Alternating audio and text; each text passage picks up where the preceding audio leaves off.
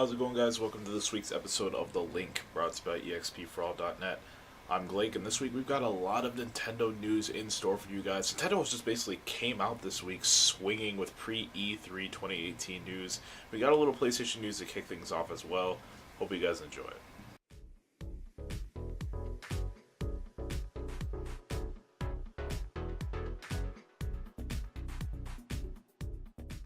So, as you guys already know, it is the end of April, which means it's going to be a brand new month of free games for PlayStation Plus users if you have the PlayStation 4 platform, PS3 platform, PS Vita platform, whatever. As long as you're a PlayStation Plus subscriber, you're going to get some free games starting this May. Sony is writing up some awesome titles as part of next month's free games with PlayStation Plus. Next month games are definitely some that you don't want to miss out on, including one of which that will help you get ready for the upcoming title Detroit: Become Human. Next month's free games are Beyond Two Souls for the PlayStation 4, Rayman Legends for the PlayStation 4, Risen 3, Titan Lords for the PS3, Eat Them for the PS3, King Oddball, which is cross-play for PS Vita, PS3, or PS4, or cross-buy, should I say, and Funmins for the PS Vita. Now, definitely, this is a pretty cool list. Sony has actually been really good lately with their free PlayStation Plus titles, I've got to say. I know they had Bloodborne, I think it was last month, and then I think the month or two before that, they had Metal Gear 5 Phantom Pain, which is actually available on the Xbox One. Probably the only good free Xbox One title for next month, for May. So definitely, I think the highlight on this list for this month is Beyond Two Souls. It's another Quantic Dream game. Amazing freaking game. It's probably one of my favorite games actually available on the PlayStation 4 platform. I've never played it myself. I've just watched all the cutscenes, and the story is absolutely astounding. You absolutely have to check this game out, especially if you're interested in picking up Detroit: Become Human. It's kind of the same like simulation type, where your choices or your decisions impact the overall story of the game. Definitely something to look forward to if you're thinking about getting, or definitely something to look into if you're thinking about getting Detroit: Become Human later this spring. Alright, so while quite a few companies have already announced their E3 2018 plans, Microsoft recently, Ubisoft a little while ago, and I even think EA is somewhere in there. I'm not really sure. I can't remember. They were probably the first to do it, actually. While a few companies have already announced their E3 2018 plans, we've still got a few more that have yet to reveal exactly what's going on when their press conferences are taking place, but Nintendo has finally stepped up to the plate this week, and they have announced what they're doing, their whole schedule, and it's pretty freaking awesome. Nintendo has finally opened the lid on some of their E3 2018 plans, including a full lineup of events and when we can expect to tune into them. The company has announced that they will kick things off with the open rounds of the Splatoon 2 World Championship on June 11th, where the final teams will be determined. On June 12th, the company will kick things off with their E3 video presentation, where they will share upcoming Switch titles for 2018, starting with a look at the upcoming Super Smash Bros. Title. Nintendo will also be doing a Treehouse Live event that will last the remaining days of E3 2018, as well as the Smash Invitational, which is also set to take place on June 12th, following the finals of the Splatoon 2 World Championship. Now, I've got to say that out of all the information that they've revealed so far about their E3 2018 plans, you guys have to understand that Smash Bros. Is a huge freaking focus for this event. Like, it's probably their primary focus, it seems like. So obviously they have the Smash Invitational that's happening on June 12th. They've already stated that during the video presentation for their upcoming Switch titles, the first thing they are doing right off the bat is giving you an in-depth look at Super Smash Bros. For the Nintendo Switch. So that's quite similar to what they did for Super Smash Bros. For the Wii U back in 2014. And also for their Treehouse Live event, they're kicking things off with a more in-depth look at the Super Smash Bros. For the Switch.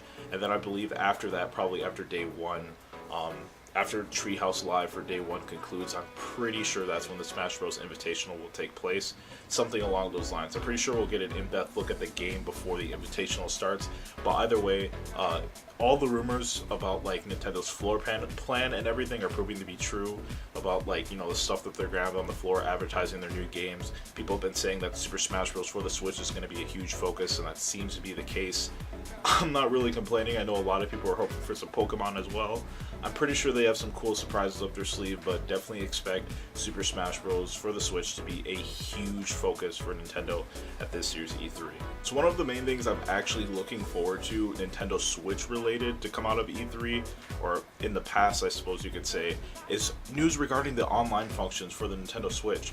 I know it was supposed to release last year and they delayed it until 2018, and now we're finally actually going to be getting some information on it. And guess what? We don't have to wait till E3 to get new information on it, which, oh my god, I'm so stoked. This is probably the most excited thing. It's probably the biggest thing I'm looking forward to for the month of May. According to the current president of Nintendo, Tatsumi Kimishima, oh my god, I can never pronounce his name, the company is soon to share details regarding the full features and functions of the Nintendo Switch Online service, which is set to formally launch this September. Kimishima has recently stated that new information regarding the new functions of the full online service are expected to be listed on the official Nintendo website sometime during early May. Kimishima states that the full service will provide Switch users with a richness of online features that will allow users to continuously enjoy the Nintendo Switch. So like I said, I'm really excited to hear new information on the full online function for the Nintendo Switch. Now, the Nintendo Switch Online, it's pretty good as it is right now. The netcode for a lot of the games are really solid. I don't really experience any crazy lag for any of the games. It's overall a very smooth online service. Now, obviously, it's missing some pretty key features that a lot of the current consoles have. Even stuff that the 3DS has, including like joining your friends online in some games. You know, you can't message each other, or you can't voice chat, or you can't voice chat, but you know, it's all through the mobile app, and it only works with Splatoon 2. Like, come on, are you serious? There are other games people want to VC on while playing, like ARMS, like Mario Kart, even Stardew Valley, even though it's a third-party title, I guess you can say. But I mean, there's a lot of other first-party titles that are even soon to come out on the Nintendo Switch.